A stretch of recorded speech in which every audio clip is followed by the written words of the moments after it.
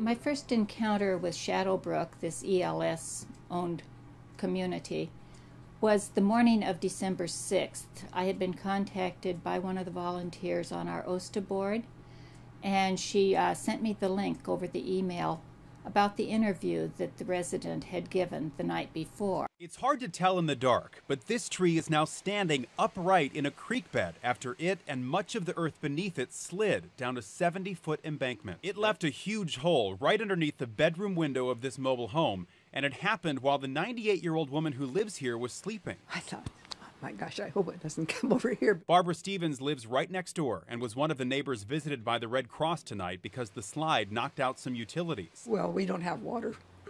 But we'll get through, okay. She's more worried about the creek bed that she's watched erode during the 15 years she's lived here. It could be next. And then where would we go?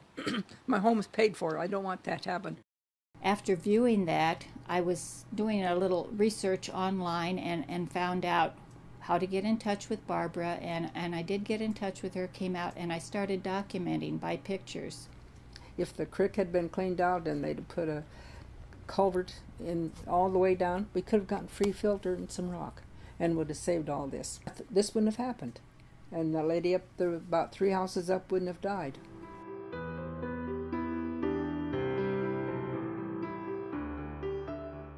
ELS Properties owns 3 different communities in the state of Oregon alone. That's close to 500 units of people. Are all of these people safe? Probably not. It's when incidents like this happen that it brings it to the forefront. Shadowbrook is an ELS community where ELS has not stepped up and provided the maintenance and repair needed. The ground was unstable. So is it unstable here? Is it unstable over there? I don't know. Nobody's checked it, and we need to have that done. It's really just a bottom line to them. What is our bottom line and how can we increase it? And whether that means increasing the rents for the homeowners who live in their communities, or reducing the amenities and saving costs that way, or ignoring repair and maintenance issues, making profit is what counts.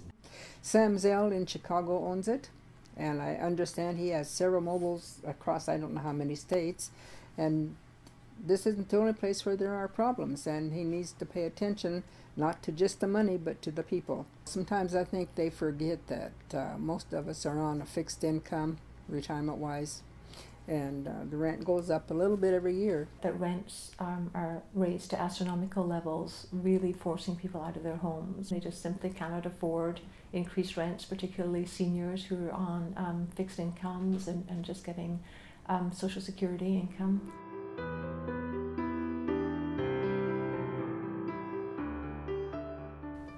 There's a lot of reasons why people decide to live in manufactured housing. It's an affordable form of home ownership, so people want the American dream of home ownership and their own little house in their yard, and it provides that. It also provides a sense of security. The homes themselves are easy to take care of. They're great for seniors. They're all on one level, very easy living. These people need the stability of a safe home. That's what they bought into. This is where they have chosen to live.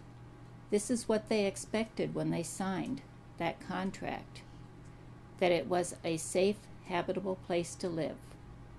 Not that they would be bought out or pushed out because they couldn't make their rent payments when they get so high that they can't afford them anymore. We find that when seniors are removed from their communities, from their aging in place type homes where they know their neighbors, they know their community, they have a set routine. When that is taken away, so is their will to live. Then to lose their homes too. It's just not right.